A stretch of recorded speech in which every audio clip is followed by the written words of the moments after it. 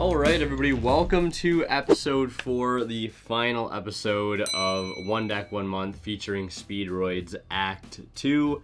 We're starting things off today with a little bit of a mail day. I've got 2 packages here to open. One contains some cards that I've been waiting for. It's a rarity upgrade for me, but it's technically not an upgrade. You guys will see what I mean when we get to the cards. And the other big package here is from Imperium Duelist. I did order a few things. Well, one thing mainly, but I think they sent me some other things on top of it, so we'll dive into that here in just a second.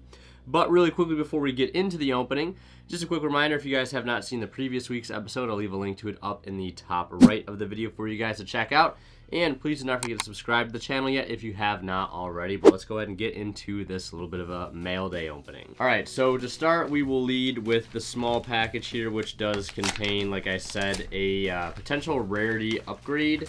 Like I said, it's kind of an upgrade, but it's also at the same time not an upgrade. And that will make sense here in just a moment. So yeah, what we have here are 3 super rare infinite impermanences. I actually do have the gold rares on my my Speedroid deck, but I've been getting a little sick of the gold rares, if I'm being totally honest, and I didn't want to spend money on another set of ultras, nor did I want to spend money on the secret rares, because those are just a little too much for my liking right now, especially when there are super rares available that also look just really clean. I can always appreciate a nice super rare, especially one like infinite impermanence. So these will be going in our main deck at 3 copies, no questions asked, and we'll be taking out those ugly gold rares. I mean, look, they're not ugly, but like the raised borders on them, I don't know if I'm a huge fan of it at this current point. And I was just getting a little sick of them, so I'm like, you know what? Let's just get supers and put the gold rares in the binder for the time being. And speaking of binder, let's take a look at our next package. So yeah, as you guys can see, this is a bit of a bigger package here. I need a second to get it fully open. Alright, so, okay. Well, what I was expecting is in this box here. They did send me some other things, which we'll get to in a moment. But let's go ahead and open up the big box first, because what is in here? It's actually another Magical Formula binder.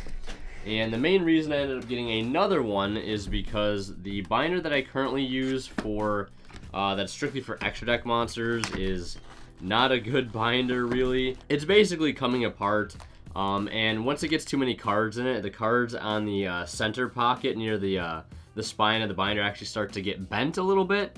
So I'm not a huge fan of monster binders for that reason, and I figured I'd upgrade to a much more superior binder like this here Magic Formula binder. So I'll have my staple book in one of these and an extra deck book in one of these as well. So beautiful binder. I think Imperium might still have some left. If you guys want to get one, feel free to use my discount code WinnerKills10 off at checkout to, of course, save 10% off your entire order. And look at that inside.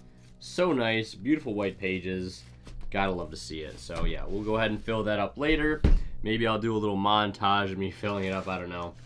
But here we also have the Solemn Judgment hat that says no on it. That's very nice. So that'll add to my Imperium hat collection. You can see I've got one on right here. And then in here, yes sir, we've got the goods. We've got 3 more packs, count them 3 more packs of their new tournament ready sleeves that are not officially out yet. I think they come out mid-December, somewhere in December. These aren't officially out yet. But yeah, I love these sleeves, and I can't wait for them to drop them because they're really nice. It'll be nice to be able to actually purchase them on a regular basis. And then here we have their new bordered extra deck sleeves, or sleeves for double sleeving, whatever you want to use them for. These are the Toon variant. So these look absolutely gorgeous. Been waiting to get my hands on these for quite some time. So I'll show them to this camera over here. Much like the Cherubin sleeves that they had for a little while, these are just like, you know, same concept, just a different design. So I cannot wait to throw these on our extra deck and see how they look. And really quickly, I do want to thank Imperium Duelist for sending out all the extra goodies with my order. I really do appreciate that. Really liking the hat already. Love the color and really looking forward to see how these sleeves will look on the extra deck. Alright, so with all that out of the way, I just wanted to go ahead and update you guys on something that I briefly talked about at the end of last week's episode, and that was that I had the privilege to actually chat with Aerosol TCG himself about the deck in great detail. Now, really quickly, for those that don't know who Aerosol TCG is, and odds are if you're watching a video about Speedroids, you probably know who he is, but just in case you don't, right, I'll leave a link to his channel and some of his previous work down in the description below. I highly implore you guys to check him out if you have not already. But yeah, now we'll go ahead and try to sum up our conversation as quickly as I possibly can. The main thing we talked about was sort of our difference in deck building philosophies. He wanted to build the deck and play it more so as a control type deck, and I wanted to build it more so as a combo deck, right? Build a board traditional combo deck. And I think that just comes from me inherently being more geared towards combo. A lot of the decks I've played in the past have been more so combo. And I think a lot of the decks that he has played in the past, he's opted to play more so as that mid-range control type deck that you guys have seen with Marincess and Earth Machine, etc., etc. So it's no surprise to see us on the deck list that we were on. But after a bit more conversation, he was actually able to sell me on that version of the deck after showing me several replays and going through test hands, right? And just in general, talking about, you know, why he wasn't playing certain cards that I was playing, like Win the Wind Chandler, Small World, etc.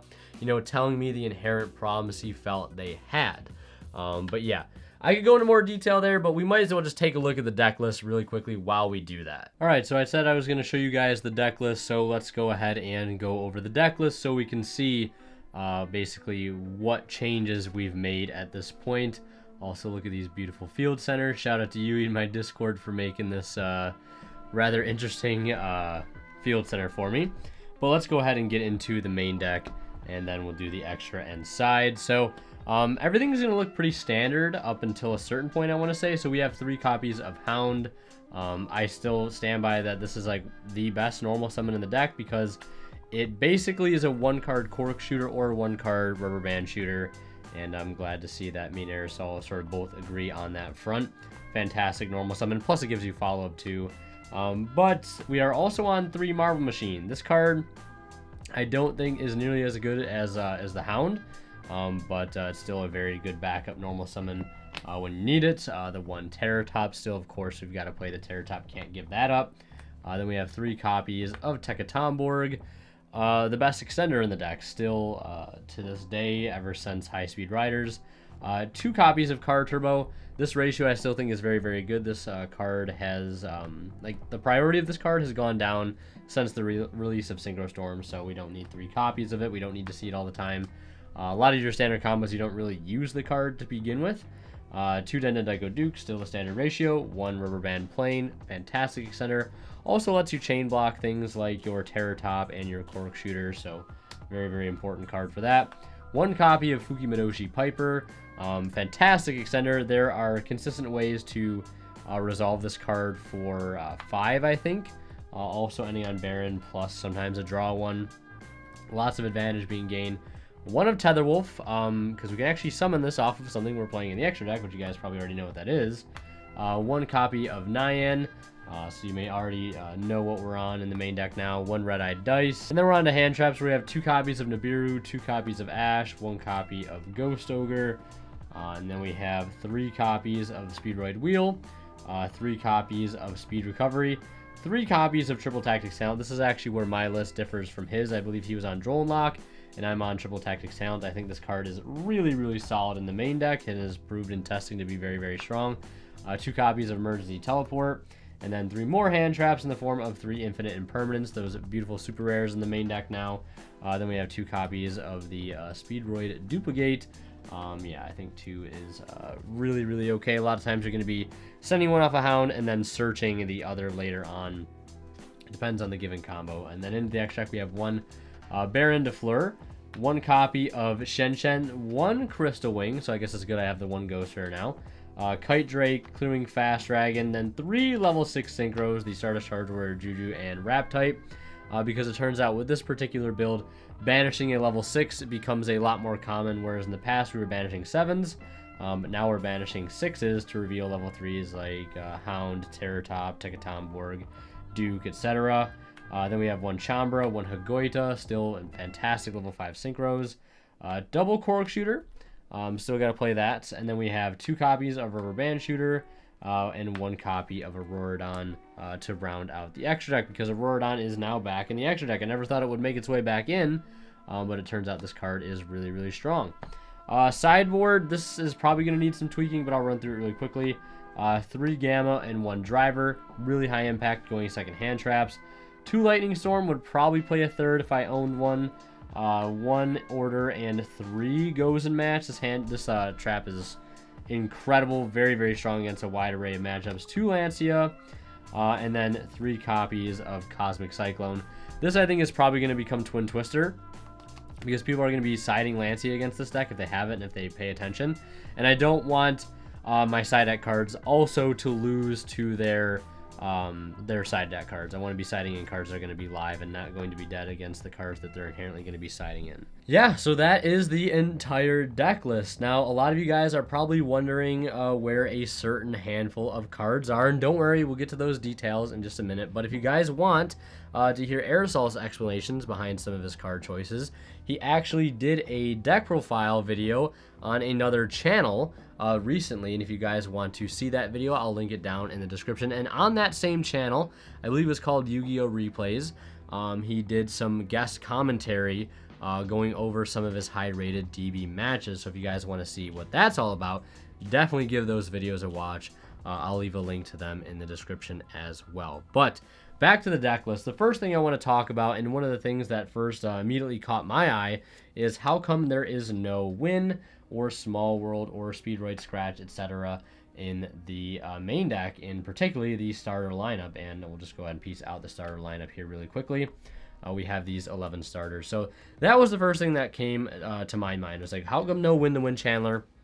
How come we're not playing things like Small World? And inherently, the main reason is that these cards all cause us to go -1, and they also inherently play into hand traps like Droll and Lockbird.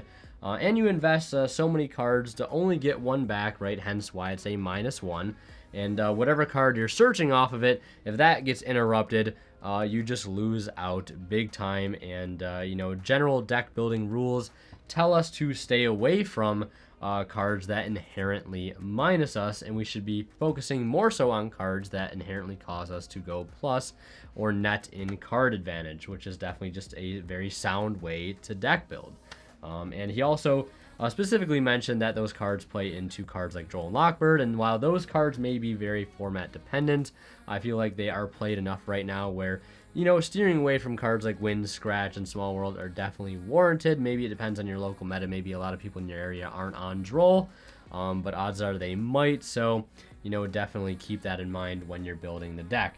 But as you can see here, we're only on these 11 starters, and one red flag here, at least for me, was how many normal summons we are on in this deck. Usually playing 3 to 5 normal summons tends to be a good rule of thumb. Of course, it depends on the deck, but here, as you can see, we're playing 7 normal summons in the main deck, and that is a lot. Even though we do have, a built-in sort of double normal summon mechanic within the deck, that does require a good amount of resources to go there, and it does require us to go basically uninterrupted throughout our combo.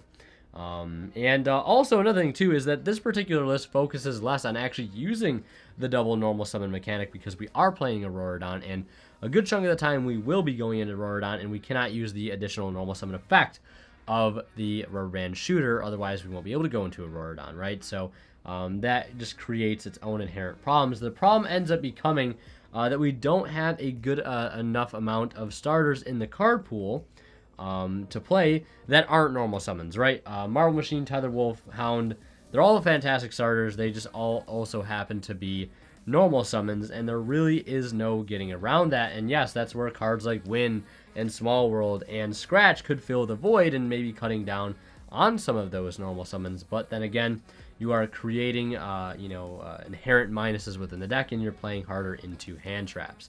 And I know, like I was sold on Win in the Small World. Believe me, I still might even play 1 or 2 wins in the future, and maybe drop a Marble Machine and a Tether Wolf just to get that normal summon count down just a little bit. And I might just take those chances, right? But like, I've been playing this version of the deck for I almost want to say like maybe about a week now at this point, and I've been enjoying it quite a bit. I gotta say it was a little difficult getting used to it at first, but I'm definitely used to it now, and I can kind of get behind a lot of these ratios. But like I said, the only thing I might change going forward would be adding in some non-normal summon starter cards, and if we had Terror Top to 3, I'd probably go ahead and trim down on some of those normal summons. So Konami, if you're watching this, please errata Terror Top already and give the deck back 3 Terror Top at this point. It's getting a little ridiculous. Yeah, Cork Shooter is a card that we're using a little bit differently in this deck too. We're not using the revive effect as nearly as much as we were in the past. We're mainly using it to search cards like Wheel and Duplicate, because one other thing that Aerosol brought up is that Hound is very, very powerful normal summon in this deck because it's kind of comparable to Alistair the Invoker. It's a normal summon that gets you 1 interruption. It's that 1-for-1 trade. Hound is the same thing. Hound can dump Duplicate, summon the Duplicate, link into Synchro into Cork Shooter, add a Duplicate, and you have a interruption off of just 1 normal summon. Or it can search you a very, very powerful and high ceiling extender in that of Wheel, which lets you get out of your hand cards you necessarily don't want to see. Things like Denden Daiko Duke, things like Fukimadoshi Piper, Red-Eyed Dice, or Nyan. Those are all cards you can get out of your hand with Wheel and potentially get a lot of bodies on the field to do a lot of really good plays with. And you guys also saw that we're on the Fukimadoshi Piper because this deck can sort of consistently, at least this build of the deck can go ahead and consistently resolve it for 4 or 5 thanks to Auroradon, which is also really fantastic. And this deck, like I said, is more so, in the way Aerosol put it, is a more so control-oriented deck. Not so much emphasis on going combo. So at many points during the combo with this particular deck, you're trying to get as many pluses as you possibly can off your Fukimadoshi Piper, digging 4 to 5 cards deep, defining more extenders and more hand traps. Taking advantage of Cork Shooter to get those adds to your hand, and then, get 2 bodies on field to make better boards. Going to Stardust Charge Warrior as soon as possible, drawing the card, summoning Piper, revealing more, essentially drawing another card, synchroing into Baron, right, and giving yourself loads of good follow-up with interruptions in the back line in the form of Duplicate and Imperm, and then more interruptions in your hand in the form of hand traps. And we talked about making the deck more immune to hand traps by cutting things like Wind, Small World, Scratch, but we're also making this deck, in terms of its end board, more immune to certain blowout / board breaker cards like Lightning Storm, Droplet, Dark Ruler, etc. Because if you're putting interruptions in the back line and focusing on getting interruptions to your hand off of things like Stardust Charge Warrior and Fukimadoshi Piper, you're not going to lose super hard to Dark Ruler. You're not going to lose super hard to Harpy's Feather Duster or Lightning Storm in the back row, because again, you have the front line, the back line, and protection, interruption in the hand as well, with good follow-up in the hand and grave, perhaps. So it all, on paper, makes a lot of sense. You're like, well, Winter, what about in practice? Does it make sense? Do you brick on too many normal summons? Yes, and Aerosol agrees. Sometimes you do open up too many normal summons, and that is a problem that is sort of yet to be fixed within this current deck. And it's something that might need addressing going forward. And we may need to just bite the bullets and play those cards like Win and Small World. I have no idea. I think Small World is probably the best. But then again, you do have to play some sort of a suboptimal deck building choices in the main deck and like hand trap lineups. Playing Joel and Lockbird is probably the best bridge the deck has. Especially if you're not playing the Win the Win channel. I think Joel is probably the best bridge that the deck has. Or Primitive Butterfly. Just going ahead and searching any Speedroid. But again, you have to take possibly good extenders out of the hand already. To go ahead and search a good starter like Terror Top. So it has its own sort of going minus things going forward, even if you have a really good throwaway bridge, right? But again, it all makes quite a bit of sense. And then the other thing too was the E-Telly package with Nyan and Ghost Ogre. You're probably wondering, how has this performed? It has performed very, very well. Getting E-Telly off of a Charge Warrior off of a Fukimadoshi Piper is always welcome. Getting a level 3 body on field with that is specifically not a tuner does come up quite a bit because I find myself, in general, a lot of times having too many tuners on field and not enough non-tuners. Because you have Duke, Car Turbo, and Fuki Midoshi Piper, and Cork Shooter, all cards which are tuners in of themselves. And, having sometimes extra good non-tuners to spec out is also very strong. And Nyan, as Aerosol put it best, is sort of a double extender. It's an extender that you can get off of Emergency Teleport. It's a level 3 body to work with. That can also come back later in the turn as another extender to work with, to synchro with, or to link climb. Well, you can't link climb with it, I guess, if you use its graveyard effect. But, just another synchro extender in general. And then when it hits it gets banished after that, it's getting you resources back to your hand. So it all makes good sense. And then we have Ghost Ogre and Snow Rabbit in the main.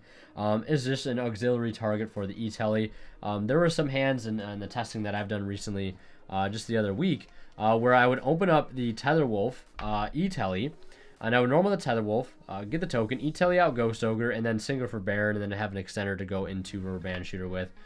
So like that comes up too randomly sometimes. And not to mention, Ghost Ogre is just a really solid hand trap. It can be okay against Phantom Knight. It can be very, very strong against Sword Soul, turn ending even. Very, very good against the Live Twin.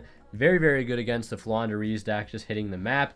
And very, very good against cards that are normally FTKs against us, which is like Appaloosa, which the Phantom Knight deck likes to make quite a bit. You can actually E-Telly this card out, and then get the Ogre on board, and then do your plays normally. And if they have anything to try to stop you, that Ogre stops, you have that in response.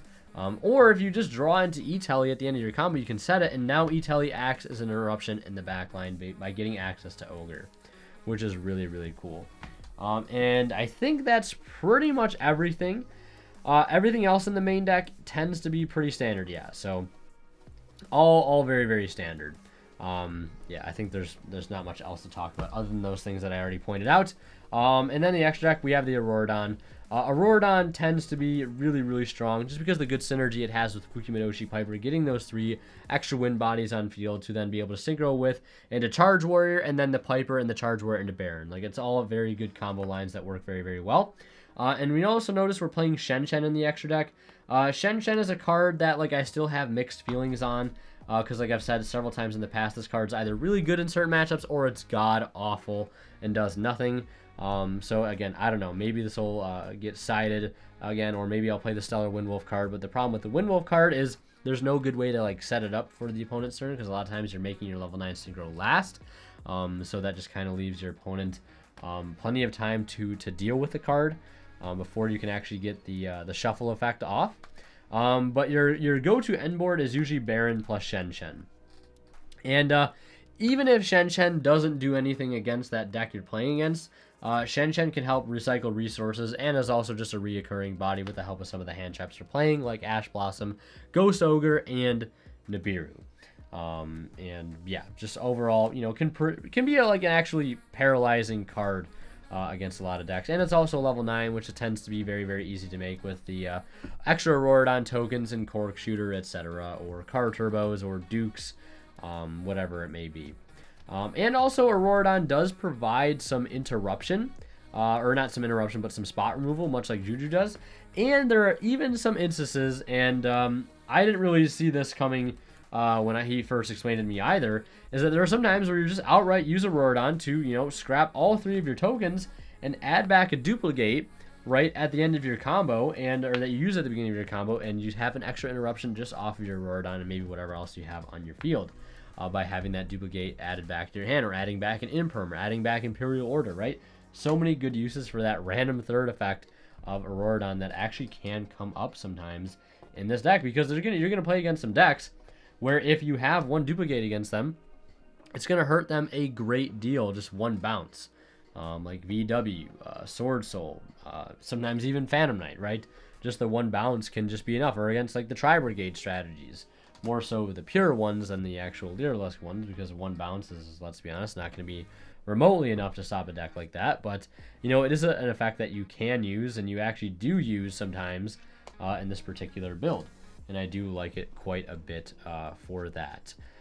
I'm not going to go through any test hands just because you'll probably see enough gameplay footage with this build in this episode of One Deck One Month anyways. And if you want to see the deck play in action, again, check out those links in the description below.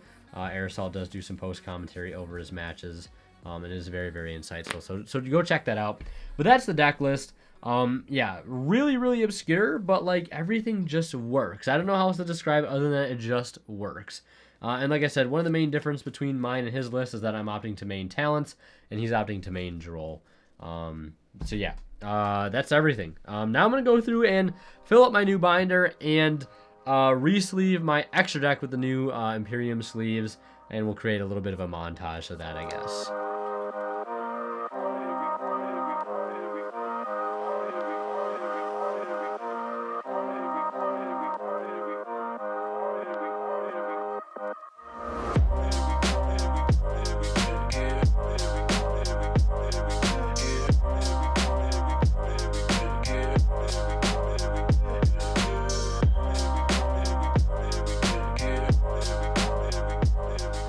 Hello everybody, welcome to Tuesday. Our first locals of the 4th week is just about an hour or two away right now, getting things all packed up. I've actually got to move one of the 3 Phoenix Enforcers I have now, because for some reason I have 3 of this card right there in the top row, 3 Enforcers. Yeah, that was one other thing I wanted to mention to you guys actually, is that I think last week on Black Friday actually, I went to my LGS just a few minutes away. I pulled an Enforcer out of a box of Burst of Destiny. I also bought some Pokemon too. I got the Enforcer as one secret. I got the Magistus Synchro as a secret. And I also pulled this as a 3rd secret. And for some reason, I don't know how I forgot to show this to you guys, but I guess it's better that I didn't. And I pulled this bad boy right here. Yeah, Starlight Chijiao with Enforcer in the same box. Last pack Chijiao too. Absolutely bonkers. And it's perfect too, because the next deck that I plan to play is going to be Sword Soul. And much like my friend Adam who pulled a Starlight Chijiao, now I can join the Sword Soul Club and become a true Sword Soul duelist now with the Starlight Chijiao. So that was insane. I had to share that with you guys. One of the best boxes of Burst I've opened up this entire time so far. And for you cultured individuals out there who like opening up sealed Pokemon, these were some of my pulls from that Fusion Strike box. Got this bad boy right here, the Mew VMAX. I wish it was the full or the alternate art, but speaking of alternate art, I also pulled an Inteleon alt art, and this card looks gorgeous. May use it as a field center tonight, I don't know, because it is a beautiful water Pokemon, and you guys know I love my water decks, Mermail, Marincess, so might just go ahead and use it tonight. But it might also just kind of hang out in my Pokemon binder, I don't know. So, pulled absolutely insane from those 2 boxes that I opened up on Black Friday, so I wanted to share that luck with you guys. But, for the important thing, for tonight, what does my deck list look like? I'll show a picture of it right here on the screen, as you guys could probably tell. It's pretty similar to the one I showed you earlier in the video. Not much has changed outside maybe 1 or 2 cards in the side deck. I really don't want to tweak it too much because I'm still learning everything. Admittedly, I haven't had time to DB grind. Hopefully between Wednesday and the Saturday locals, I'll be able to get plenty of matches on DB. I don't think realistically I'll get any tonight because when I get back, I'm probably just going to want to chill, hang out, offload some footage, and call it a night. Maybe I'll hop in some DB games if I'm feeling up to it, but odds are pretty slim. But yeah, that's the game plan. Just wanted to update you guys on that. Show you some really awesome pulls that I've gotten this week. So yeah, if you guys have pulled anything recently that's really crazy, let me know down in the comments below. But yeah, Starlight Chijiao, right? I can't believe it. And a 3rd Enforcer, which I'm actually moving one tonight to a friend. So I only have 2, but still I can say at least for a short period of time I've owned 3. But yeah, that's everything. I'm going to get packed, and I'll see you guys after the fact when we review our Tuesday matches.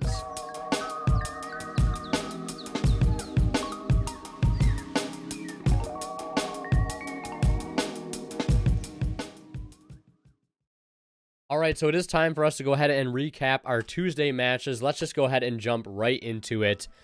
This is round 1, and we are playing against a Dark Magician deck, which is interesting. I've had very mixed experiences playing against Dark Magician decks.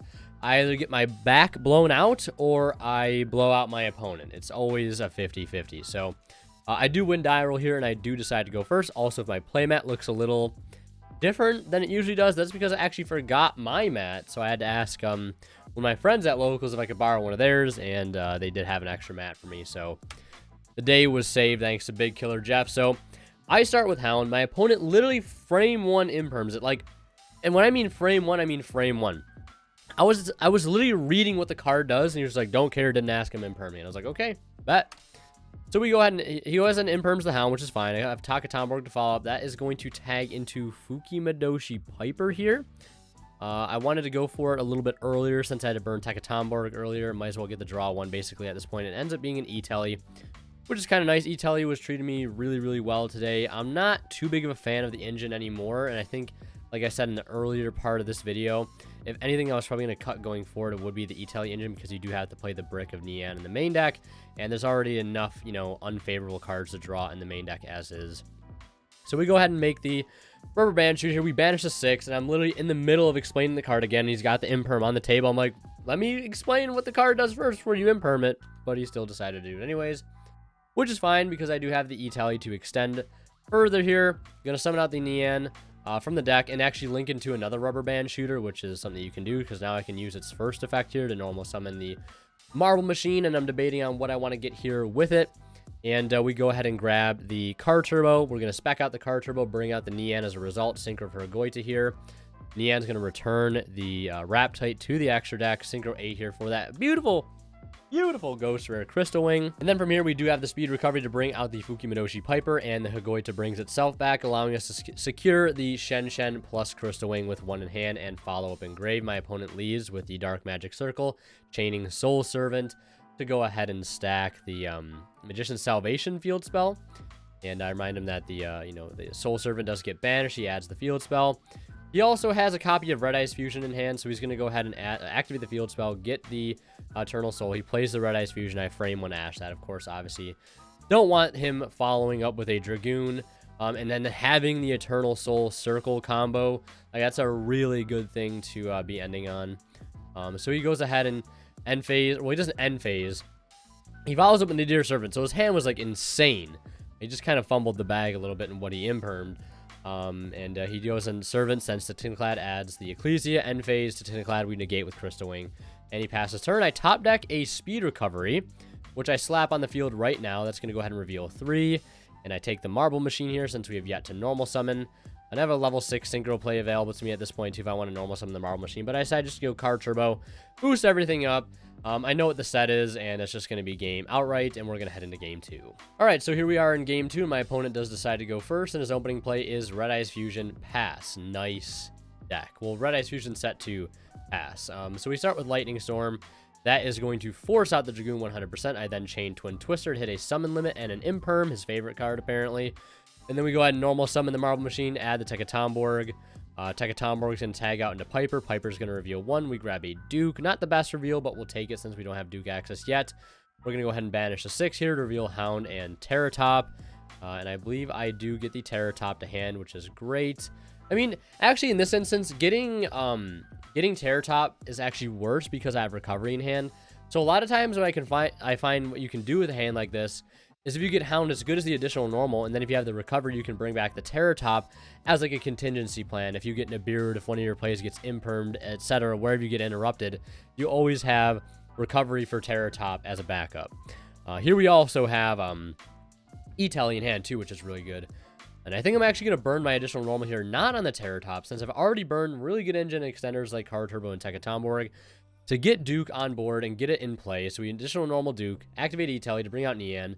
And like this is a perfect example of showing how good the E-Telly engine could be, but like adding that inconsistency into the main deck is a great hindrance most of the time. I don't want to be losing a game every now and then because I open an unplayable hand.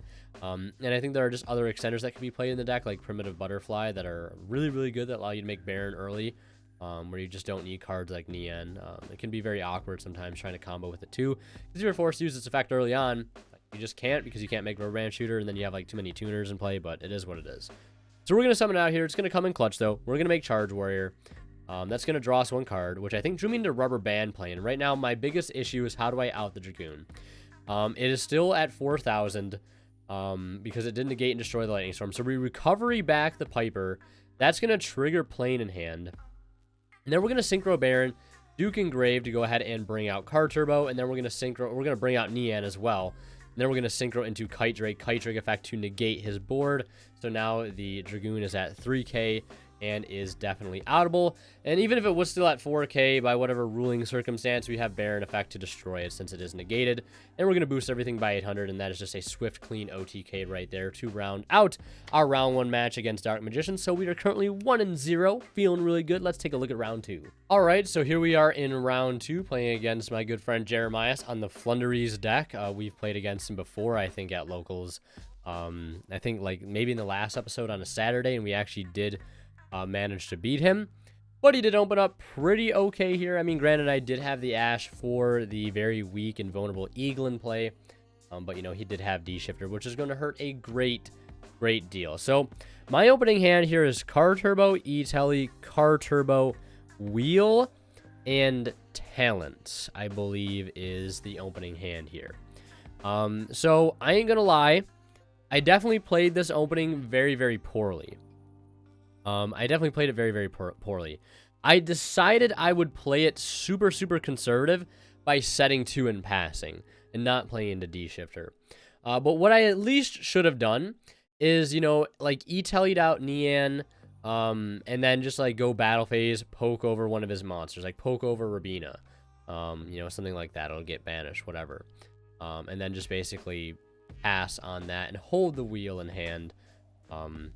Yeah, as you see, I'm kind of, you know, just debating on what to do. So I decided, again, take the conservative route here, which is fine. But little to my knowledge, he's actually playing Icarus Attack, which is going to tribute off the Eaglin and blow up both of my back row. So I just go -2 there, you know, for free. He then normals Wind Barrier. That's going to add back Eaglin. He sets 1 after swinging in and passes. Now here I am out 2 very good extenders. Imagine had I not, like, imagine if I would have just, like, E-Tellied out Nian and just, like, poked. That was it. You wouldn't have been able to Icarus Attack. I mean, I don't know if Icarus Attack says you have to pop, like, your opponent's cards or whatever, but you get the point. So we normal summon Fukimadoshi Piper, and I think here I commit Car Turbo to the field. And since the Wind Barrier statue is literally doing nothing here, he has another Icarus Attack, so I'm forced to pass. He has Eaglin on the crackback because he got it back off of the Wind Barrier statue normal. Commits the M-Pen to the board. Grabs map. So now things are starting to slip a little bit out of my control. And grabs the Dreaming Town there. I don't think he grabbed map. I think he just grabbed Dreaming Town. But I draw a duplicate for turn. And we lose very quickly, just as quick as the game begun and is now over. So let's head into game 2. So yeah, like I said, definitely fumbled the bag there in game 1. There was definitely a better way to play through that D-Shifter than just, you know, I should have just, there's no reason to set those cards. That was greedy. Yeah, because like Icarus Attack, I don't know if that's common, but I'll be looking for it going forward. So here we are in game 2. We're opening up with Hound. Hound is going to dump the duplicate target, and we're going to synchro for Cork Shooter to go ahead and search a Speedroid spell or trap. We're going to go ahead and grab Wheel here. See if we can get ourselves a good roll. Discarding a twin, we roll a 5, which is really good. So we're going to get Duke access, plus another free body. Yeah, I don't know why I thought I rolled a 6 there, so we're going to summon out the correct bodies. We're going to summon out Marble and Duke. So now I have, again, I could make a, you know, I could have made double Crystal Wing there, I think. Yeah, I could have made double Crystal Wing there, but we're going to keep going here. We're going to use Rubber Band Shooter here, banish a 6. We're going to reveal Tekatomborg and Terror Top. We get the Terror Top here, which is fine. We've already committed our normal summon too, so I'm debating here, you know, do I want to burn the additional normal because it's going to lock me out of an Auroradon line? Do I want to go for the Auroradon line? Etc. I was hoping I would get access to the Tekatomborg there so I could get access to Fukimadoshi Piper, because then we'd be in business. We would just link these into Auroradon, summon the token, summon Tekatomborg, summon Piper, dig 4 cards deep, etc. But I use the additional normal here. That's going to grab Tekatomborg. Now we're going to go for Piper. We're revealing less cards here, but only by 1. We reveal Order, Imperm, and Car Turbo. Now, pretty good, right? Pretty good reveals there. And I'll let you guys take a guess on what you think I take. Is it the Imperm? Is it the IO? And I do decide to take the Imperm and not the IO for one reason. Imperm is very good against his deck. Very good. Just because, like, there's a lot of chain blocking, and Imperm doesn't care about chain blocking. I should have just taken the IO because that's going to turn off map, a ton of going second inconsistency cards. That was a huge mistake. Definitely a bag fumble there. So we're going to go into Charge Warrior, draw another. Duke bring out the Piper, make Baron here. And I think we're going to pass on setting Duplicate and Imperm. We have Twin in hand, which I am holding. And we're just going to see what my opponent has. He's going to start with Book of Moon. And again, this is where IO would have completely stopped that. He also had Evenly, which I would have just kept the IO. And then again, like, I don't know. If I have just IO here, how impactful is it going to be? Like, he wouldn't be able to play that.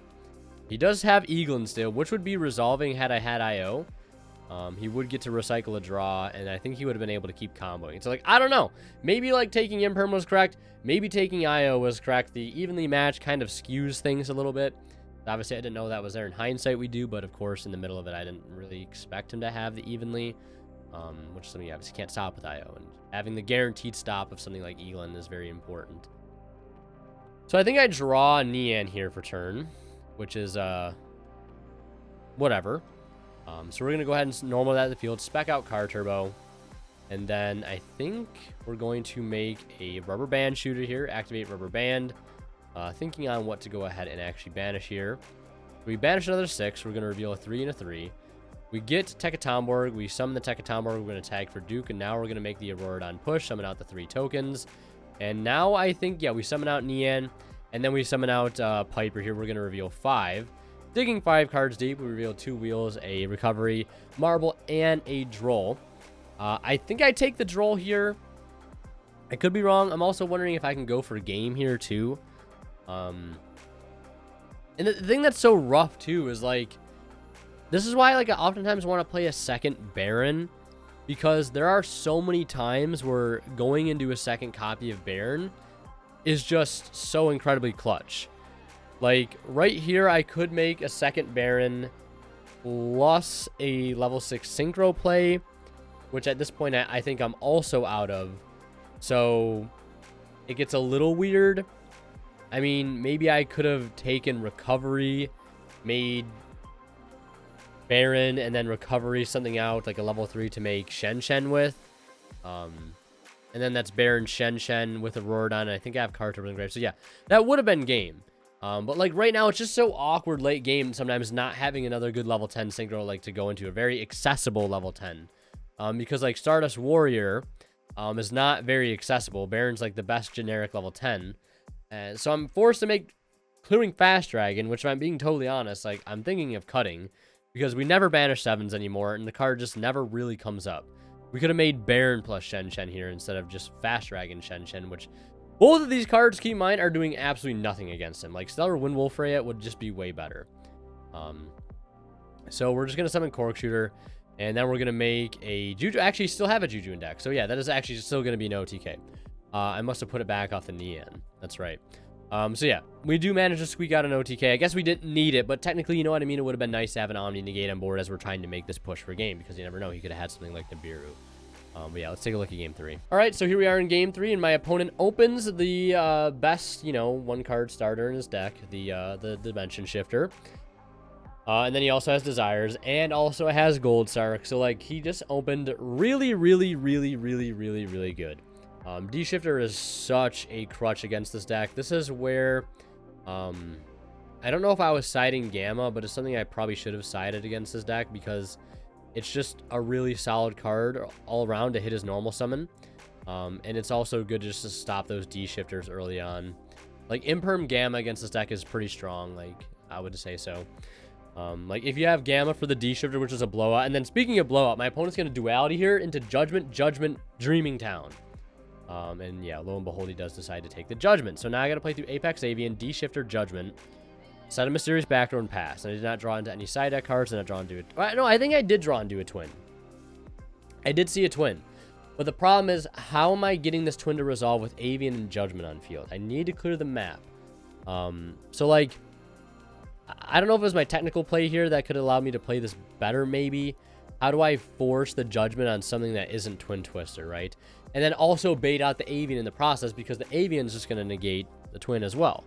And then all while I'm under D-Shifter. So my opponent negates the wheel, which I didn't, or no, I did discard. I was like, where's my discard? But I discarded another wheel. So then I twin here. Like, I don't know, because like if I normal summon first, which is my only other play, he gets to trigger map, and obviously he's not going to judgment a normal summon. That means he gets a plus off of it. So like I think I was just stuck between a rock and a hard place. Yeah, so he judgments the twin, and I should not have discarded the Marble Machine. I think that's where I made a mistake here, because summoning Hound is going to get me significantly less value. For one reason, because I'm under D-Shifter, and whatever I send to the graveyard now is getting banished. So normal summoning Marble Machine would have guaranteed me a search attack at Tomborg, which would have got me Piper, which would reveal me a card. Maybe it gets me into Juju, send off the field spell, right? And get me somewhere. But as I'm resolving this Hound, I'm like, wait a second, whatever I send gets banished. So I just banished a dice for no reason. Now I have a card turbo in hand. He gets Avian on field anyways, so let's say I have Marble Machine on field with maybe like a Tekatomborg in hand. I spec Tekatomborg, activate effect. Maybe he negates with the Avian, then I summon Card Turbo to make Rubber Band Shooter. But then keep in mind I'm under RBS, or I'm under D-Shifter, so like I don't know where I'm taking it from there. But I definitely keep playing through that, is what I should say, because I have an extra name in hand to work with. So yeah, at this point I'm just like, yeah, this is probably just gonna be game. So I try to summon Card Turbo, he negates, and yeah, I swing for 800. And then his hand is just absolutely stacked right now to keep going. And he has another D-Shifter, so we're just going to go ahead and admit defeat right there. So yeah, a little bit of a technical play error there, 100%. May have fumbled the bag. And yeah, so we're 1-1. Let's go ahead and take a look at round 3. All right, so here we are in round 4. We're actually going to skip ahead to round 4 because round 3 I played against a little kid who is, you know, still learning the game and everything. And it was a very quick 2-0 on our behalf. I tried to give him some pointers afterwards. He didn't really want to listen to any of them, which is fine.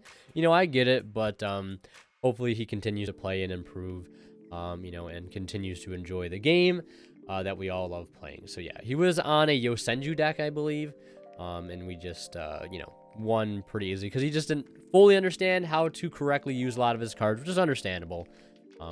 I wasn't very good at the game when I was that young either, so let's hop into our round 4 matchup here. We were playing against the one and only Big Killer Jeff on the Dino strategy, as if the playmat didn't give it away. So I was expecting dinos 1,000 million% as we head into this one. And I do win the die roll here, and I do opt to go first, of course. No surprises there.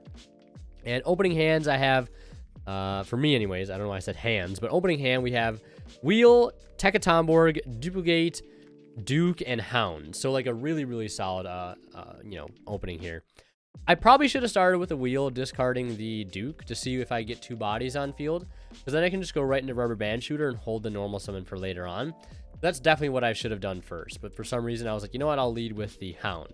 But then I follow up, you know, after the Hound gets imperm, we follow up with Wheel, discarding a, what did I roll there? Discarding Duke, and I roll a 3. So we go ahead and either summon a 3 and a 1, or a 2 and a 1, or a 3.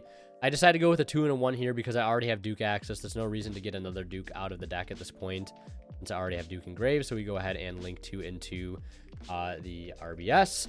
And I decided to actually not banish Raptite here because, again, I'm suspecting I'm playing against Dino, so Raptite is actually halfway decent against this deck, so I don't want to banish it outright. Any other matchup, I probably would banish the Raptite, but I decided to banish the Juju here. And we're going to reveal the Terror Top. And I think, what do I reveal here? So we reveal Card Turbo and Terror Top, because one's an extender, the other's just a good card to have. And we get the Terror Top, which is fine. That's just going to be follow-up for next turn. We go into the Auroradon, summon out the 3 tokens. We have Tekatomborg in hand. We're going to summon that out, tag it in for the Pukimadoshi Piper, and we're going to go ahead and reveal 4 off the top. And we reveal Nibiru, Nian, Duplicate, and Emergency Teleport. So really, really good reveals here. I think I opt to take the Duplicate. Yeah, it's going to be a pretty halfway decent interruption here because in the battle phase, you know, if he's under Misk, we could still use those duplicates to bounce back things like UCTs, etc., etc., that he's going to have to work a little bit harder next turn to get back onto the field. And at that point, we might have already won the game.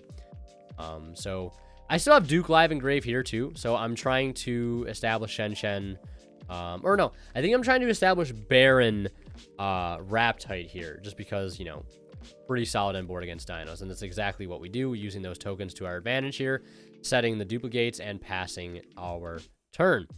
So we have the quick effect DD Crow because, of course, we do have wind monsters in our graveyard. We have the double bounce in the back row. We have a card in hand, which is Terror Top, which is fantastic for follow-up. Sometimes with Rubber Band Shooter, with this new build, you really don't even need to use it to get, you know, cards you need that turn. You can just use it to get follow-up for you.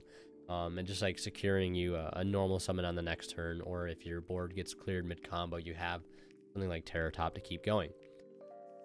So my opponent's going to think long and hard here about what to do. He starts with Droplet and pitches Pill and Miscellaneous Saurus. He did not want to pitch the Mist, but he said he really didn't have an option. He needed to pitch a monster, and that must have been one of the only worthwhile monsters that he had in hand to pitch.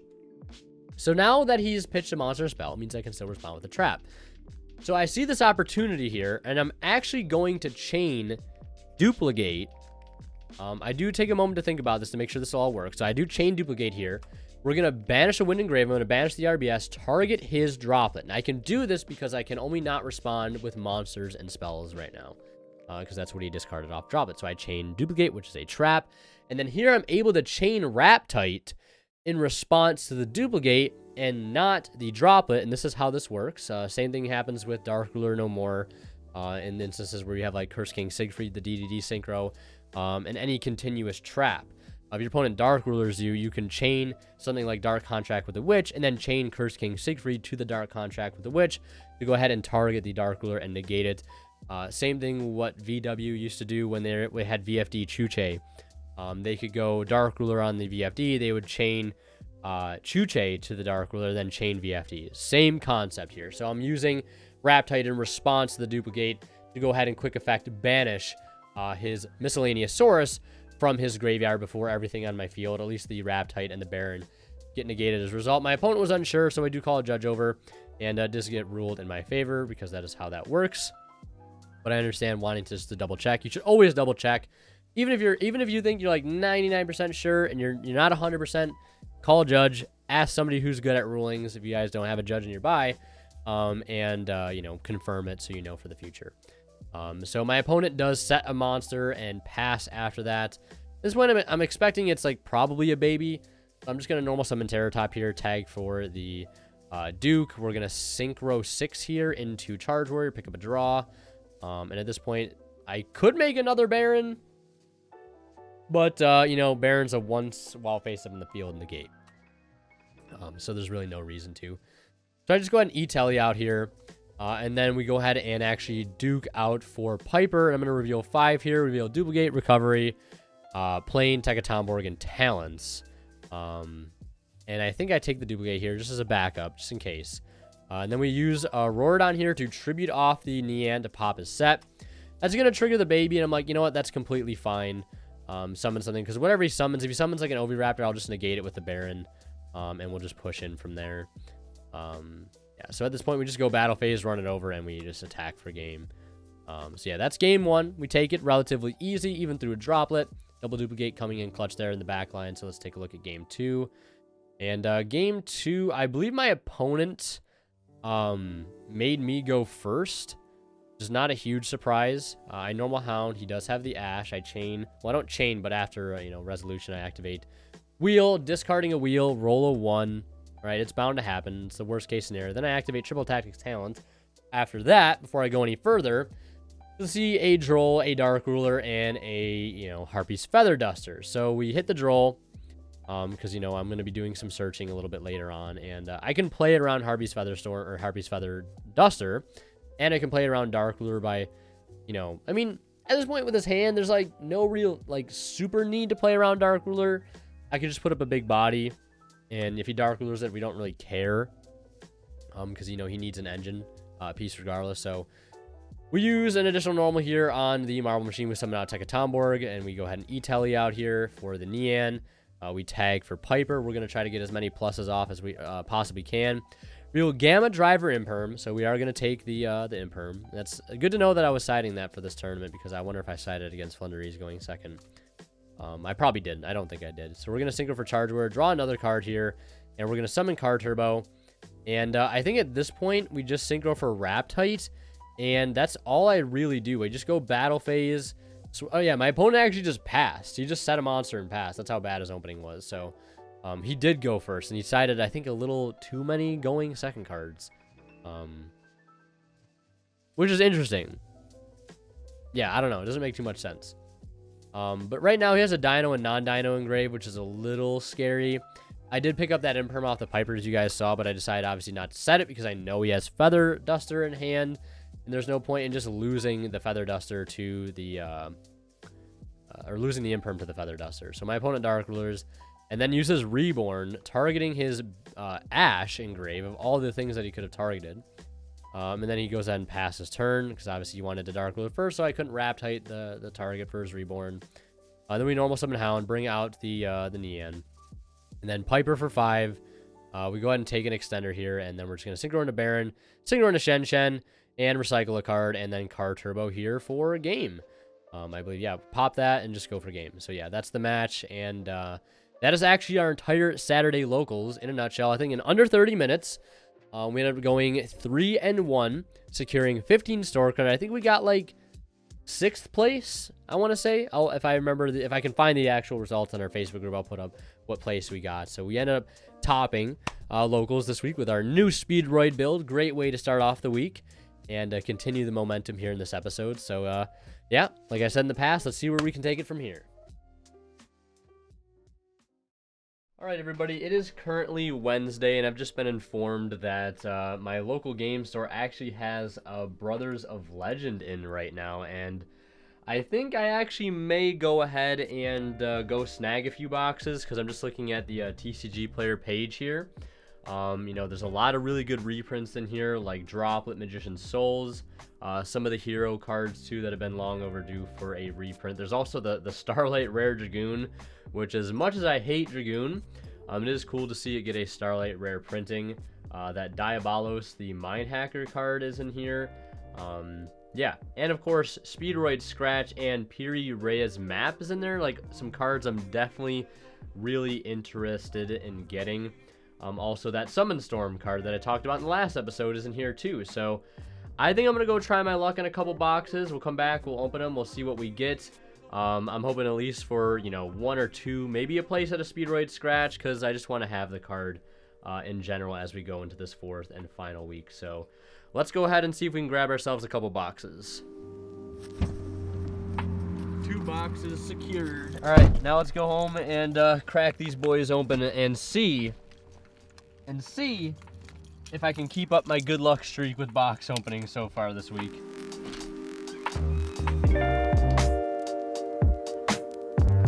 All right, let's go ahead and crack into our boxes here. We got the brand new little mini top-down rig on the desk all set up. And let's just test our luck here and see if we cannot pull the absolute stones out of these boxes. Droplet is a chase card that I'm definitely looking for. It'd be very, very nice to get the Diabolos, the Mind Hacker card I was talking about earlier. That, for those that don't know, was actually previously only available as a prize card. And it comes as a secret rare in the set. And I believe you get 5 cards in every pack with 4 ultras and 1 secret. I think that's how it goes. I could be wrong. I haven't watched anybody open this set yet. And let's just go ahead and get into this as quickly as we possibly can. I don't want this to take forever. Let's see, is the secret rare right at the beginning? No, it's not. So, Eidos, Underworld Squire, Hidden Fangs of Revenge. Let me go ahead and zoom in here so you can see what we're working with. Rank Up Magic, Godarla. That's a really nice one. Utopia, Dragonar. I know the Utopia structure deck actually got put into this set as well. Void Feast, Detonate, Right Hand Shark, and Leerlusk Birdstrike. Because for some reason, Leerlusk needed an in-archetype Dark Ruler no more. Next pack, another Eidos, Zexal Catapult, Ice Knight. This is actually really relevant for the Mermail deck, or just water decks in general. Karibi, and a copy of Speedroid Scratch with an intense amount of foil bleed. Like, there's just so much foil bleed all over this card. That looks really nice. That looks so good. I hope it's picking up well on the camera. Appliancer, Dollhouse, Fighting Spirit, and a Piri Reyes Map. Very, very good search card. And there it is, Diabolos the Mind Hacker. For like, it looks Starlight almost, just because the foil bleed. And Malicious Bane, that's a really good fusion to get. I'm just gonna look up the price real quick. This card pre-sale right now, and keep in mind it is pre-sale, so it's gonna go down. It's about 40 bucks, so that's a very, very nice secret rare there, but it is no Forbidden Droplet. Cypher Interference, Ice Barrier, there it is. We'll definitely need that for Mermail. Nibiru, that's a pretty good one. Forgot that was in here. That's a nice regular secret rare Nibiru. Another Utopia. Another gloves. Ultra rare gloves looking kind of nice. Looking kind of better than the super, to be honest. Relinquished Anima. This is a very, very nice secret rare. And I think that's our 4th Godarla. Godarla getting shown a lot of love here. And Noble Knight's Shield Bearer. Interesting card there. Alright, and this is the last pack of the first box. 24 packs in each box. Let's see what we can get in the close here. And a Toy Parade. Alright. Nothing too crazy.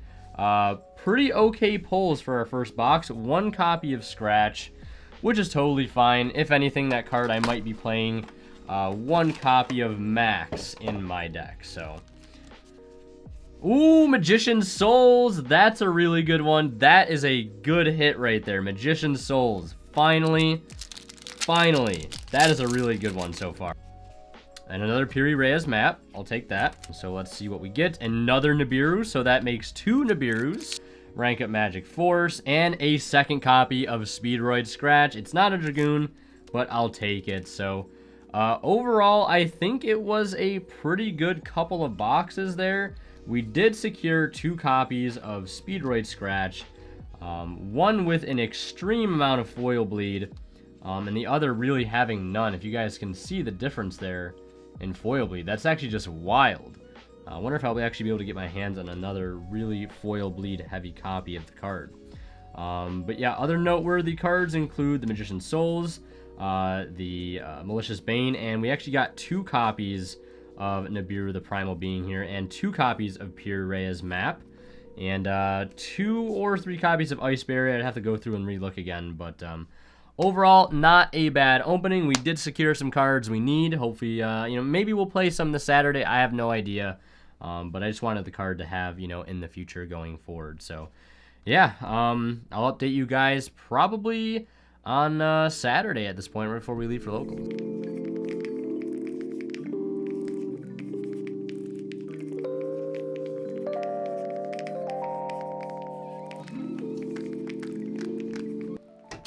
Welcome to Saturday, everybody.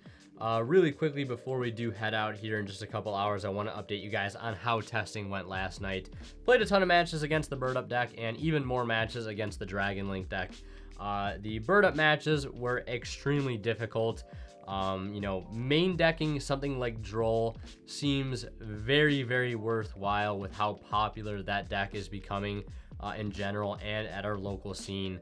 And then when I went to go ahead and play against the Dragon Link deck, having Droll in the main deck against that matchup was also just kind of like a blowout. Now, my friend John, who was playing the Dragon Link deck, was also maining Lancia, which hurt our deck like a decent amount, I want to say, because it turns off Rubber Band Shooter's 2nd effect. But a lot of the times he would throw Lancia at me, I would just, default to using Rubber Band Shooter's 1st effect to gain the additional normal. And just basically play freely from there and not have to worry about any other interruptions.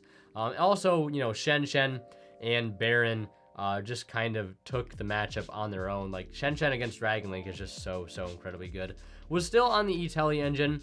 I thought about cutting it, but I'm sticking it out. I'm still going to play it. Gonna give it some more testing because I think the engine does provide a lot of good benefits. It's a double extender at the end of the day. You get the level 3 body in the field and the level 3 tuner out of the graveyard later on in the combo. But it does come at the cost of playing a brick like Nian, which I did draw a couple of times. There are some ways to deal with drawing Nian by, going ahead and searching out Wheel, or maybe already hard open Wheel, or sometimes you outright just use it as a normal summon in some hands and it doesn't really create too much of a problem. But there are some hands where you just see it's, maybe one too many times with cards like Dice or Duke, cards that you typically don't want to draw, and it does, end up hurting you more than it does helping you, because it is basically outside of E-Tally just a normal summon. We're already playing, 7 of them as is, so might not actually continue to play it going forward. I don't know. I also, at one point in the night, decided to cut Tetherwolf to test out one copy of that Scratch that we pulled earlier in the week. I actually never drew it. Now I know it's a 1-of, but I want to play it as a 1-of. I don't think the card is a 3-of by any means. And there was never any point where I wanted to actually search it off of the Cork Shooter either. Searching wheel or duplicate every time just felt like a way better option. So I don't know. Maybe I'll just, say screw it and play it tomorrow at locals as a 1-of and not play Tetherwolf, because I really don't miss Tetherwolf. There's not really too many times where I want to summon Tetherwolf off of a Rorodon. Those combo lines don't really come up for me. Maybe they should come up more. Maybe I'm just not playing it correctly. I don't know, but it just doesn't really come up. One of the other changes I made too was I actually cut Raptite from the extra deck in place of the second Crystal Wing. So yeah, and we might actually be securing our second Ghost Rare today too. So I hope we can. So stay on the lookout for that. I really hope we do. But the second Crystal Wing, the double Crystal Wing combo does come up quite a bit actually under things like Droll. It's a very, very easy combo to pull off. And it also helps us play under hand traps like Nibiru. It's a great combo line to force out Nibiru, because you get Crystal Wing on your 6th summon, and if they nib you on your 5th, you still get a Crystal Wing by having Duke, Kagoita, etc. So I really like having that combo back in our wheelhouse. But I really do miss Clearwing Rider, because there have been a lot of games where it comes down to, being, a very grindy game, and there's only one card in the extra deck that can kind of get me out of that situation. That's Clearwing Rider by, being a mass clear and then bringing a bunch of resources back into the main and extra. So I don't know how I'm going to find room for it. Maybe I'll cut Clearwing, because that card never really comes up, to be totally honest. I don't banish 7s anymore now that we're not playing double yo-yo. But yeah, that's pretty much all I wanted to update you guys on. This is what the list currently looks like. Like I said, not really much has changed. I think this is what it's going to be going forward. Yeah, so that's all I wanted to update you guys on. Not too much, but yeah, let's just go ahead and head out to locals here, see if we can secure that second Crystal Wing, and see if we can finish this month off with a very, very good record at our last Saturday locals.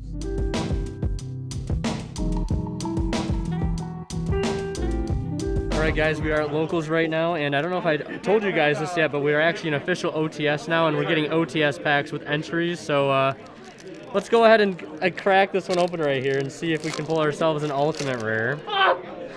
Let's see. Nope, that's fine though.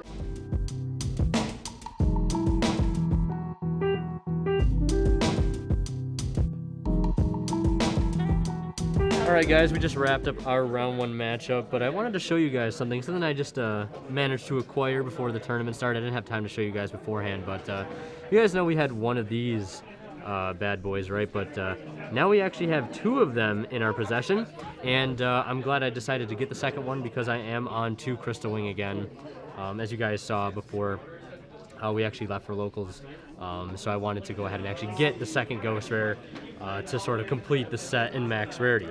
And I also bought these 2 packs before we started playing too, so we're just going to crack these open. That's more Brothers packs in this episode than you guys are probably expecting.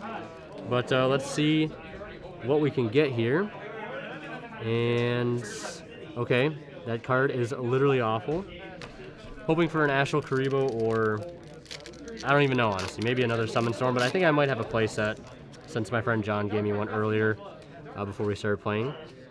And let's see. All right, literally awful pack. All right, we got an Ice Barrier too. That's pretty good. Even though I already have my playset for Mermail, but it is what it is. Really happy about the double Crystal Wing. And I will update you guys after our probably round 2 or round 3 match. Alright everybody, here we are in round 2. As I showed earlier in the video, we did play against Unchained in the first round. We ended up winning 2-0, despite my opponent opening up IO every single game. Yeah, here we are in round 2, when we ended up playing against Invoked Dragoon. A very, very interesting strategy, I guess. That's the only way I can put it. But here I actually start by winning the Dyro, which is great. And I actually see Scratch for the first time after like 12 matches or something, which is hilarious. I end up discarding Red-Eyed Die here. And that's going to go ahead and search me Terror Top. And lo and behold, there is a Droll unlock on the resolution. More reason to not play cards like these to begin with. So I lead with the Ultra Hound here as a bit of a backup. That's going to go ahead and send Duke. Luckily, I still have a play here. We're going to use the Duke to summon Dice. Try to go into Corkscrew. He does have the Imperm, and I'm forced to pass. You know, can't really do much outside of that. I'm just going to hold the Terror Top. Try to survive the turn, and if we have it as a follow-up. So my opponent follows up with Terraforming, and I return the favor by hitting him with a Droll, and, you know, in resolution. He's going to go ahead and basically activate Light Stage, go for Candina. I do burn the Imperm in the end phase as not to lose it. And then thanks to him clearing my field, I'm able to resolve Terror Top here, get Marble Machine. And I think I drew a speed recovery for turn, so I'm just trying to figure out the quickest way to close this game out. We go ahead and link into Rubber Band Shooter here. And I go ahead and actually banish an 8 to try to get access to a Rubber Band Plane, which I actually do, thankfully. Then we spec out Tekatomborg, with it the plane. Link into Auroradon, and then I can go ahead and freely tag out into Fukimadoshi Piper to reveal 4 cards here, actually. That's why getting that plane was kind of nice, and I reveal a good amount of cards there. We take the Imperm off the top, and then I was trying to figure out a way to get into Charge Warrior, which I do, thanks to the Help of Recovery. And then we can synchro the Piper and the Charge Warrior into Baron, yeah. Just trying to figure out if I have a way here to get into Shen Shen. And it looks like I do, since I have Hound engraved from the previous turn, so I'm able to summon out a Corkscrew from the extra deck. We're going to sync off with those rest of those tokens there to go into Shen Shen. And Card Turbo is just going to allow it to be game. So we take game 1 there rather easily, despite getting trolled. Let's take a look at game 2. So here we are in game 2. My opponent is going to lead with the Light Stage and add the Candina. And at this point, I'm expecting basically just Anaconda Turbo. So he's going to go ahead and link for Anaconda, and he's going to pay the 2,000. I'm going to Imperm. He's going to dump Fusion Destiny, and of course he has another Fusion Destiny in hand to go ahead and dump the bricks to summon Enforcer. And this is a very, very difficult game state I'm going to find myself in. I'm going to normal summon the Hound. It's going to get Ash. I'm going to respond with the E-Telly, summon out Nian, which I believe was in my hand. So more reason to kind of hate this card in the deck. I do summon the plane. And then he's going to pop the Rubber Band Shooter with Enforcer, and I really can't do much here to recover. Like, I don't have a dedicated out to Enforcer at this point. He has Bell. He's going to go ahead and run over that. You know, pop the E-Telly in the end phase, which I actually can't resolve because I did side out Soger. So I lead with Hound, attempt to use Nian. Does Bell that, which I was kind of surprised he did decide to Bell that because I still have Hound effect engraved, and that is going to resolve to summon out a Chambura. Here, I think I have access to Duplicate because I've yet to use it this game. So I'm going to use Duplicate on the Hound, so I can attempt to Synchro 6 to try to out the Enforcer, but I made one sort of crucial mistake because I didn't, you know, pay too much attention to the fact that if I use Juju here and banish, you know, those 2 cards I need to banish to use this effect, Juju is no longer protected via its own effect because I don't have 2 monsters of the same type or attribute. So you're basically just going to see me here struggle against Enforcer turn after turn. I'm still able to get access to Nian here, and I don't have a really powerful, you know, level 6 play to go into at this point. And then he tops like the Red Eyes Fusion, which is going to signal the end of the game. So yeah, not really much I could do there. Like, I just had no way to out Enforcer, I don't think. Yeah, and especially since I already banished Kite Drake earlier in the turn, that was kind of problematic.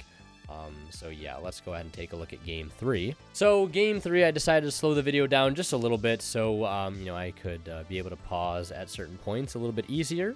So I'm going to lead with the wheel, pitching Nian, summoning out a Marble Machine here, which is not the best roll, a 2. Rolling a 3, 4, 5, or 6 would have been infinitely better, but, you know, we'll take it. We're going to go ahead and spec out Tom. Tag for Duke, we do have the Rubber Band Plane here, which is going to help us get into Auroradon a lot easier. And I actually end up going ahead and getting the Terror Top here and not the Hound. And we use the additional normal summon here, which actually, no, I didn't you know, normal summon yet to begin with anyways, thanks to the help of Wheel and Tekatomborg. So we're able to go into our, you know, basically standard end board here. Charge Warrior, draw 1, then Duke to summon Piper, and we're going to reveal a whole lot. I decided to take the Droll unlock. Probably should have took the speed recovery there to put up a little bit of a better end board, because I think right now, yeah, I'm only going to be able to end on Baron Charge Warrior, and I'd use Auroradon's effect there to clear it and the token off the field. So we had no way to crash any monsters to out Gozen match, which I did open, stop him from getting into things like Anaconda, but him hard opening Red Eyes Fusion, that really, really sucked. He knows I have Droll, and I'm not going to Droll him on the resolution of that because there's no point. Luckily, we're under Dark Ruler, so we take no damage there. And I'm just kind of sitting on, I think, an Imperm and a Gozen match. So I'm trying desperately right now to figure out how do I out this Dragoon. Because it's going to be really, really hard to do. I decided to use Hound here, shuffle back Plane to summon out the Chanbara, just to kind of sit on. And, if he does, run it over in the battle phase next turn or pop it next turn, I can get that add back. I decided to commit the normal summon there to the Hound. He does negate it, and then he negates the Imperm on the following turn. He activates Invocation. Here I decide to activate Gozen, making it so, if he doesn't have a light or a dark one to go into, he can't. But he has Caliga, so now I have to out Caliga and Dragoon, which is so incredibly difficult at this point. Yeah, like, I do have an out for it, and you're gonna see me make a very questionable play here.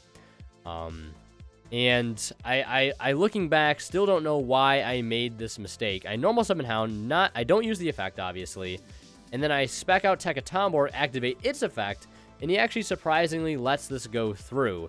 If he didn't let that Tekatombor go through, I think I just lose instantly. So then Synchro 6 into Juju in defense, which is going to come up super clutch here to basically just, stall and kind of, try to draw an out on the following turn, because right now he has no way to out it. So I'm just going to pass on that and try to make a push next turn, or at least so I thought I was going to. But Melton's going to lead with the Prosperity. Reveal 3, Prosperity, Ash, and Alistair. He's going to take the Ash, and he realizes he can't out it, so he's just going to go ahead and pass turn. So right here, you would think that activating Juju effect to try to send Caliga would be the proper play to make. And you would be correct in thinking that.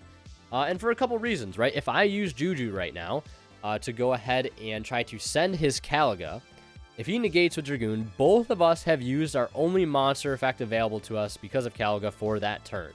So I could then turn my Juju to attack, which has 24, to his Caliga's 1800 defense, and I could run it over in the battle phase. So like, I use the send effect here, banishing Baron and Charge Warrior. He negates by pitching Celestial, and then you see me put my Juju to attack, and then I just pass. I don't know where my train of thought was going. I guess for some reason I thought he could still use Alistair in hand to boost it up and damage step. It was just a complete lapse of just everything. I don't even know. This literally cost me the match right here. He does draw the Imperm for turn, which is so poetic because I didn't capitalize on the last turn. I literally lose on the spot because of it. So, yeah, you hate to see it. Let's go ahead and move on to our next round.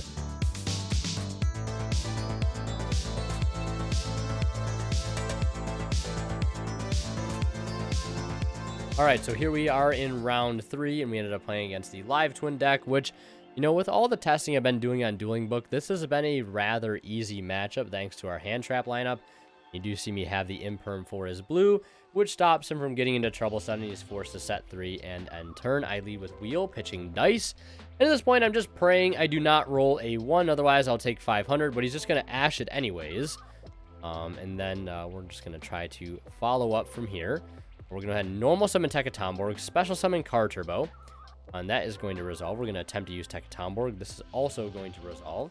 I think I go ahead and summon out Duke here. I could have probably gone for Piper to try to reveal 1, but we're just going to go ahead and go right into Rubber Band Shooter here. I'm not worried about him summoning out the red from the grave because that will just net him a draw and not a pop, so not too scared about that currently. We're going to banish a 6 Rubber Band Shooter. That's going to get hit with a Widow Anchor. Then we're going to banish Duke here to go ahead and summon out Card Turbo. He's going to summon out red to draw a card. Then we're going to link into a Rorodon to attempt to summon 3 tokens, and he's going to go ahead and Imperm that. So I run over the red, and I'm basically forced to set 1 pass there at that point. He attempts to use blue. We Imperm it. He uses the challenge to bring back red, gets into trouble suddenly regardless, runs over the Rorodon, and there I top deck Marble Machine, which is really good, but he does have Ash. for the top deck, and that signals the end of the game. And let's go ahead and take a look at game 2. So here we are in game 2. I am unfortunately forced to lead with a normal summon of Fuki Midoshi Piper, and then special summon out the Card Turbo, and then on the summon of Plane, on the summon of Rubber Band Shooter, I activate Plane, just so I get an extra body here in case things go wrong. I can link into either another Rubber Band Shooter or link up into Auroradon, and I'm going to use Rubber Band Shooter here, banishing Juju to reveal 2 level 3s. We get Terra Top here. Use the additional normal summon at this point because I'm pretty much forced to because I don't have Tekatomborg. So we're going to spec Tekatomborg, summon out the Den Daiko Duke, Synchro 6 here for Charge Warrior, draw a card, summon out Piper, reveal 3, reveal Hound, Wheel, and Tekatomborg. And I'm going to take the Hound here just so I have that good follow-up for next turn. And we're going to Synchro into Baron here. And we're pretty much going to end our turn there after setting 2. Now, the playing on field seems like a little extra. As my opponent, speaking of extra, my opponent has double evenly. After I negate the first one, now I'm forced to decide whether I want to keep IO or I think Gozen match. And I decided to keep the IO, and it looks like it turned out to be the somewhat right thing to do here. Even though he does have blue to summon out another Kiss a Kill from the deck. It's this time it's the Frost. He's going to red, going to blue. Blue bring back red to go ahead and attempt to draw, but we're going to go ahead and nib here on the summon. And he's got a 2200 attack token. And he's just going to set one and pass. Nib proved to be very, very strong here in the main deck against this particular strategy. And this is one of the reasons why this matchup is so easy, because I main deck Nib and things like Imperm and Ash, which hurts this deck quite a bit. So we're going to normal Marble, add Tekatomborg, tag for Duke here, and we're going to go for Hagoita. We're going to try to establish Crystal Wing here, or maybe even go for the double Crystal Wing play, but I could also, I think, go for double Crystal Wing or Shen Shen, I think, if I play it properly here. I am going to use that Hound in the grave, which is going to come up so clutch, getting me a free level 3 tuner here at this point. So we're going to be able to synchro into that Ghost Rare Crystal Wing, activate Duke Effect Engrave to bring out Fuki Midoshi Piper to go ahead and reveal just one. It's an Imperm, really nice card to be able to get here. And we bring back the Hagoita to go into Shen Shen, and then we're going to use Card Turbo here because this is just going to be game outright thanks to Crystal Wing's Battle Phase effect. So IO coming in clutch, alongside Nib there to take that game relatively easy. Let's take a look at game 3. All right, so here we are in game 3, and it's no surprise to see my opponent wanted to go first. He leads with the Sunny Snitch to go ahead and add the Frost, and then he has blue to go ahead and summon out another Frost from the deck. And at this point, I don't think I drew any hand traps outside of Ghost Ogre. So he's able to bring back red, which shouldn't be in the EMZ, but I don't think it really matters. And he's going to summon out 2 more, and then link all of those into Trouble Sunny. So yeah, he still gets a Trouble Sunny regardless. He had the extra extenders in hand, but now he's basically very low on card advantage at this point. And I drew Nian plus Dice. Like, no really high impact going second cards. No Nibiru, no Imperms, no nothing. He has Valor for my Marble Machine. Luckily, I have Card Turbo to keep extending here. But at this point, I still have to worry about playing through a pop, as well as him getting an additional draw, which could be any hand trap.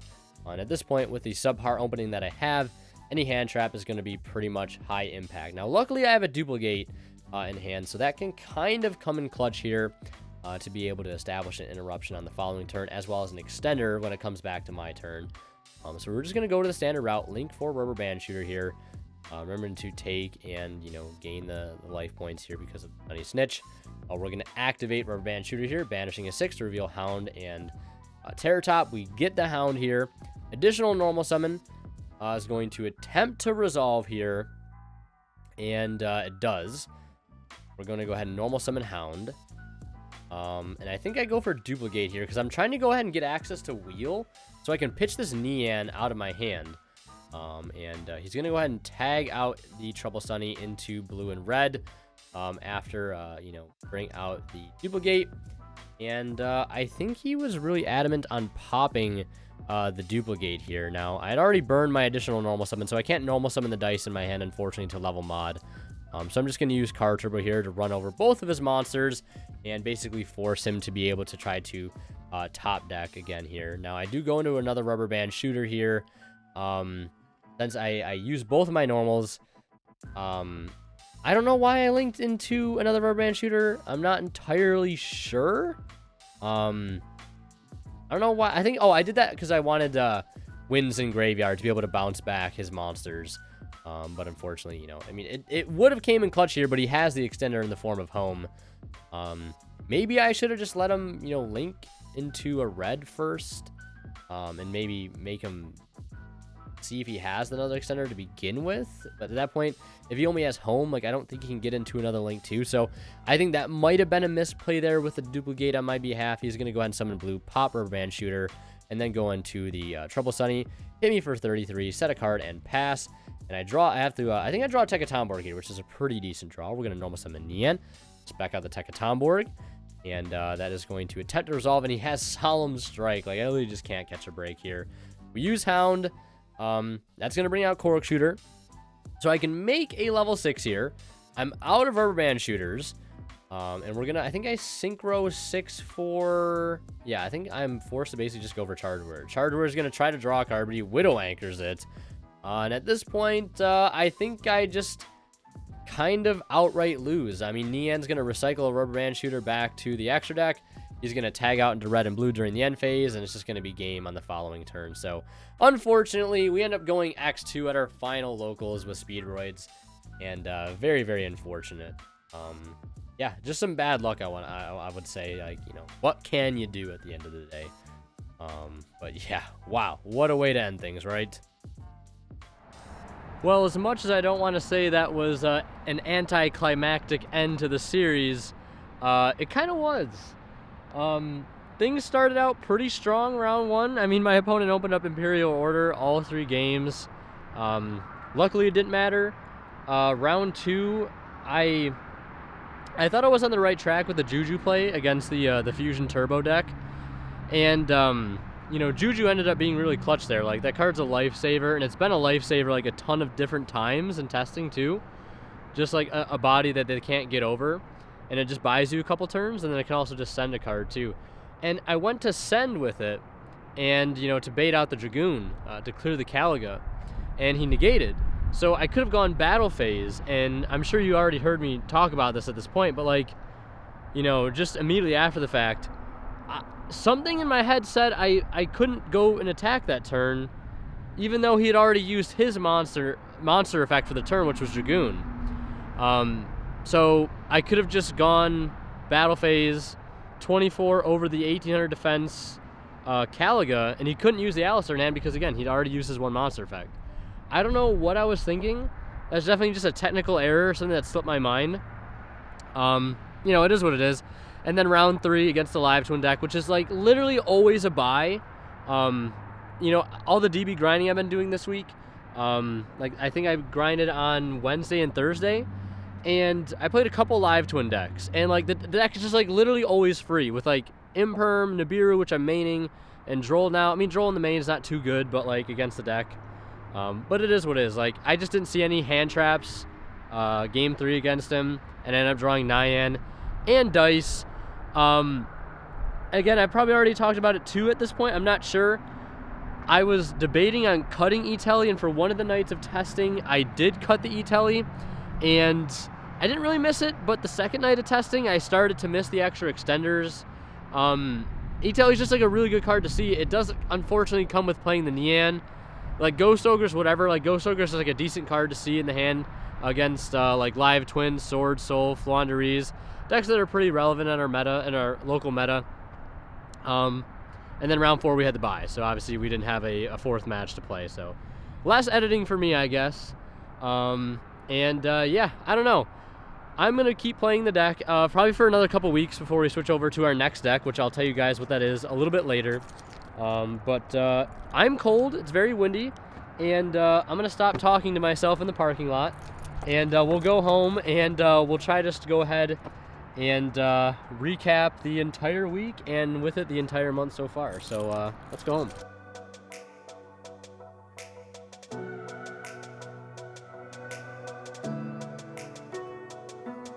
Welcome to Friday, everybody. It has been just about a whole week since that local segment that you guys just saw. We're gonna do the recap here in just a moment. But I wanted to update you guys since I had some extra time to post this episode, I wanted to update you guys on everything that's happened so far this week, sort of like a bonus week leading up here to the end. I've been doing a lot of testing on Dueling Book. I think I've played, I want to say 13 or so, 14 rated matches, and then a whole bunch more unrated, maybe like 5 or 6. Also went to a locals on Tuesday and got 5th place with Speedroids too. We did really, really well there. And I have finally decided to cut the E-Telly package in place of Primitive Butterfly, which I think is just way, way better in the main deck. You still keep those 2 extenders in the deck that E-Telly were, but you lose the brick, and then also there's some cool things you can do with Primitive Butterfly, like using its level mod effect to make it a 6 to pair with Piper to reveal 1 or 2 cards, depending on what cards you start with, to then go into Baron very, very early on. So I'm a huge fan of Primitive Butterfly, and again, Aerosol TCG, huge shoutouts to him, put me onto the card. It's a card I played in the past, but I didn't really realize until recently how good it is in current builds of Speedroid. But yeah, getting back to the DB grinding, like I said, I played 14 rated matches, and I think my current record right now is like 12-2. And ended up actually beating Cam Neal. I'm sure you guys may have seen him on the DB grinder now and then. And I'm getting up there. I'm like 700 or so rated. Currently on the road to top 200. And like I said, I think I said in the past, I might make a side series where I basically document my journeys to high-rated DB. I know Sir Eminon, who is a great content creator, by the way. If you haven't seen him, definitely check him out. I'll leave a link to his channel in the description since I'm bringing this up. But I know he has a similar series on his channel. And I kind of wanted to try something like that because I do like reviewing matches in good detail. It's a lot of fun to do, and it's very good to just reflect and help to become a better player overall. And especially, doing it with rogue decks too. I feel like that's something that doesn't happen that often. So let me know if you guys would like to see something like that in the future. But yeah, the DB grinding has been going very, very well. Like I said, 12-2. We went 3-1 at locals, so like the deck has been doing insanely well. I am going to be uploading a deck profile very soon after the release of this episode, and I will quickly show a picture of the deck list here for you guys. It may change between now and the profile. There might be like 1 or 2 cards that I might swap out. I've been really back and forth lately on like specifically a few cards in the main deck, but I won't go into too much detail about those cards right now because I realize this episode has been going for a very, very long time, and I want to wrap it up here. So yeah, we found after that sort of bit of a failure on Saturday, something really good has come out of that. We have a much better build. I have a much better grasp of the deck. And I really do want to create a spreadsheet for this deck as well. I know some people have done that in the past for decks like VW and Tri-Brigade Leerlusk. There will hopefully be something like that created by me in the future for you guys to check out. I don't know if I'll charge any money for it. I probably won't. Yeah, to recap the week, 3-1 on, I think, Tuesday, and then 1-2 on technically 2-2 with the bye on Saturday. So it was whatever. Our record, I feel like, could have been way better. It reminds me of our first installment of Speedroids, where I ended up making a pivotal shift with the deck, like in the last week or so. That was where we switched to a going second build, and now we're switched to a more like mid-range version of Speedroids, thanks to Aerosol sort of showing me the way. And I definitely do think it is the way. I think it's definitely 100% the correct way to play the deck right now if you're going to. I don't think win or scratch is needed in this deck whatsoever. I think it's just, I'll just go ahead and say it, incorrect, to be totally honest. But yeah, it's been a lot of fun. I love Speedroids. I think it's still hands down like one of my top 5 favorite decks of all time. I would easily put it up there. I'm going to continue to play the deck probably for the next month or so. Like, there's probably going to be a bit of a gap between the next installment of One Deck One Month, partially because I am going to be going on vacation in like the middle of the month, and I'll be gone for maybe like a week to 10 days. So I can't start a new installment of One Deck One Month between now and then. And I also need time to learn that deck. And what is that deck going to be specifically? It's most likely going to be Sword Soul. It's a deck that I have picked up. A friend of mine plays it. I really love the playstyle. It's got big synchro monsters, and if anything goes to show my love of big synchro monsters, this month has probably proved that, because we played Speedroid, which is a deck that solely focuses on, big synchro monsters, which I really love. So we're going to be probably switching over to that. But, in the meantime, Speedroid is going to be my main dedicated deck. I'm going to continue playing on the ladder with it. I'm going to continue labbing out combos, improving the build, taking it to tournaments, etc., etc. But, yeah, that's all I wanted to say. There's going to be a new Speedroid deck profile soon, test hand videos, maybe a combo video, maybe a new guide video too. I don't know. A lot of content coming down the line soon, so stay on the lookout for that. But if you guys want to see more of my content, click on one of the videos popping up on the bottom of the screen. Thank you so much for joining me on this journey. Hope you guys enjoyed it, and I'm looking forward to revisiting Speedroids again at some point in the future. And as always, Winterkill signing out. We'll see you guys in the next one. And like always, I'd like to give a special thank you to our Divine Level channel members, and they are Cadillacs84, Pony Star, Keith Sidgers, Tweeter0226, and Black Ninja Money. Thank you guys so much for your extremely generous support of this channel.